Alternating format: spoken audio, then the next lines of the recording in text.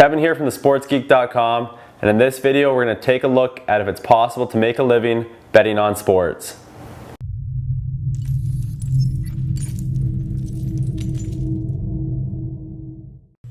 Okay, so is it possible to bet on sports for a living? Let's take a look at some numbers.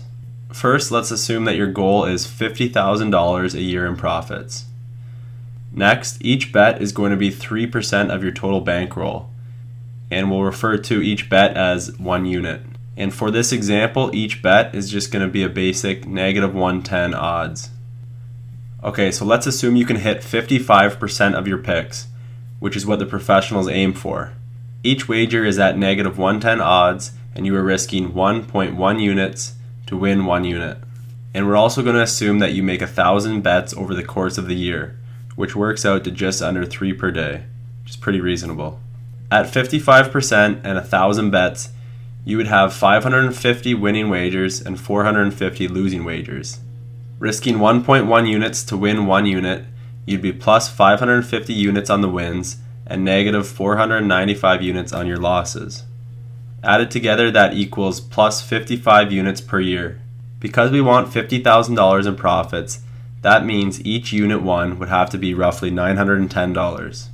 Each unit is 3% of your bankroll, so with $910 units, you would need a starting bankroll of around $30,000.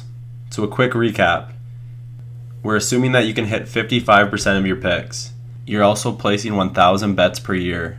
And lastly, your starting bankroll is $30,000. Now, betting 3% of your bankroll, you could win $50,000 per year. But wait, because 55% is nearly impossible to hit over the long term. Only the best in the world can win at that rate.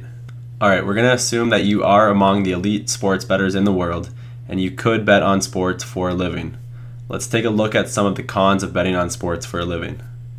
So some of the downsides include you're going to have to live in Las Vegas to be able to place your bets each day. You're also going to have to pay taxes on your winnings come year end.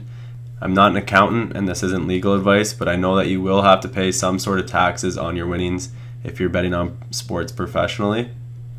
And probably the most important bullet point on this slide, you're going to have lots of swings, lots of ups and downs, and it's going to be very stressful. And then lastly, you need to be very strict with your bankroll. You can't up your bets from 3% up to say 10% if you have, the lock of the year or whatever. You're also going to be going into the casinos. You can't waste your bankroll on playing a little bit of roulette, blackjack, or whatever it may be. So my recommendations include keeping your day job and just betting on sports on the side. Very few people can bet on sports professionally and make a living off of it, and the people that can do often don't like it because of the stress that comes along with it.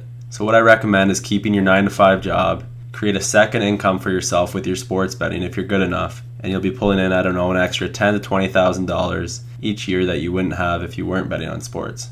Be careful though, because you can always lose your money betting on sports. Just want to throw that in there too. Alright, so whatever you choose, good luck. If you found this video helpful or enjoy any of my sports betting videos, please click the thumbs up button so I know to keep making them. If you aren't subscribed to the Sports Geek videos, click on the subscribe button on the top right. If you're already subscribed, you can check out the 2 featured videos here, Sports Insight Review or a tour of my sports betting man cave.